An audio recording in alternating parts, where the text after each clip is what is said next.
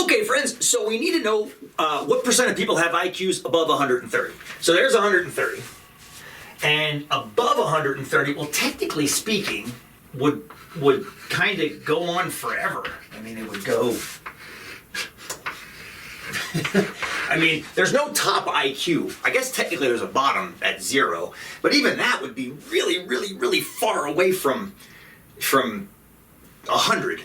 So what we don't want to do, and we can't right now anyway, is try to figure out what that area is directly. I mean, it's too inconvenient. We don't have to do that. We know stuff about the rest of the curve that we can use to our advantage here.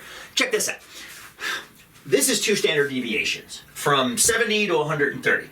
Now, we remember from class that 95% of the data in a bell curve is in there. So if I take these lines out, real quick, this area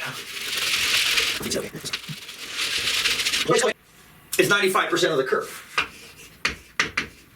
95%. Now that's a chunk of the curve. It's a good chunk of the curve. But it's not all of it, right? It's not all of it. It stops here, which means it doesn't include this low tail, and it also doesn't include that high tail. Now, 100% of IQ scores are somewhere on that axis. 95% of all of them are between 70 and 130. That tells us something, does it not? That tells us that the last 2 tails have to be the last 5%. If 95% is in here, it means 5% has to be here and here. But we only want the ones that are above 130, which tells us that this must be 2.5% about, and so must this. So the answer to the question, what percent of people have IQ above 130, is about 2.5%.